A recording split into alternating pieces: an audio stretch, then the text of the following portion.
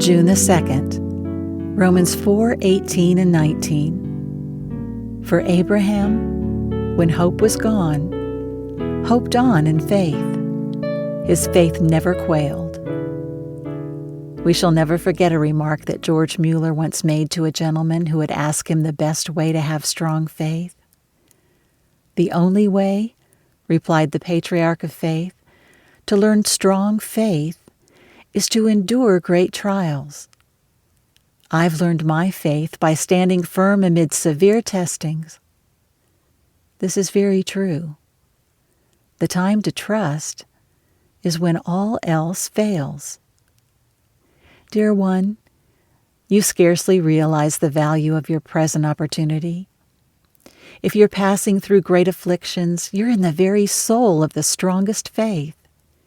And if you'll only let go, He will teach you in these hours the mightiest hold upon His throne which you can ever know.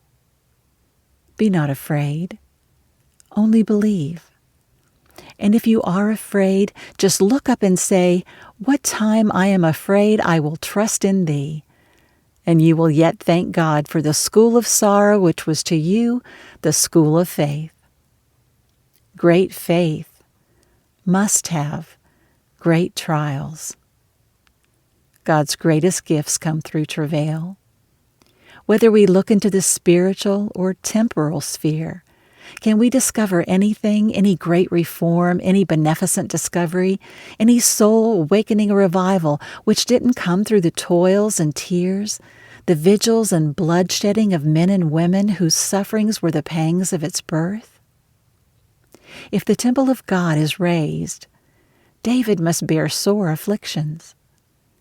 If the gospel of the grace of God is to be disentangled from Jewish tradition, Paul's life must be one long agony. Take heart, O weary, burdened one, bowed down beneath thy cross. Remember that thy greatest gain may come through greatest loss. Thy life is nobler for a sacrifice and more divine. Acres of bloom are crushed to make a drop of perfume fine. Because of storms that lash the ocean waves, the waters there keep purer than if the heavens o'erhead were always fair. The brightest banner of the skies floats not at noonday warm. The rainbow traileth after thunder clouds and after storm.